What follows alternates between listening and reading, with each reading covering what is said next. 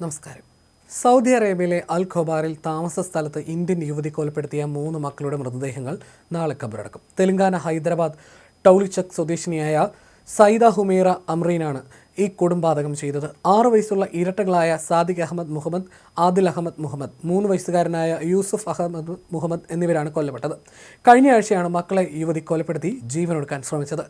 ബാത്ത് ടബിൽ വെള്ളം നിറച്ച് ഓരോരുത്തരെയായി മുക്കിക്കൊല്ലുകയായിരുന്നു. തുടർന്ന് യുവതി ആത്മഹത്യയ്ക്ക് ശ്രമിച്ചെങ്കിലും വീണ് ബോധരഹിതയായതോടെ മരണത്തിൽ നിന്ന് രക്ഷപ്പെടുകയായിരുന്നു. ജോലി കഴിഞ്ഞെത്തിയ ഭർത്താവ് മുഹമ്മദ് ഷാനവാസ് നിരന്തരം കോളിംഗ് ബെൽ അടിച്ചിട്ടും പ്രതികരണമില്ലാതായതോടെയാണ് വിവരം പുറത്തറിഞ്ഞത്. 8 മാസം മുമ്പ് സന്ദർശക വിസയിൽ സൗദിയിലെത്തിയ മുഹമ്മദ് ഷാനവാസ് 8 വർഷമായി ഇവിടെ പ്രവാസിയാണ്. കുടുംബവഴക്കാണ് ദാരുണ സംഭവത്തിന് പിന്നിലെ കാരണമെന്നാണ് നിഗമനം. എന്നാൽ ഭാര്യയ്ക്ക് മാനസിക അസ്വസ്ഥ്യം ഉണ്ടായിരുന്നതായി ഭർത്താവ് മൊഴി നൽകിയിട്ടുണ്ട്.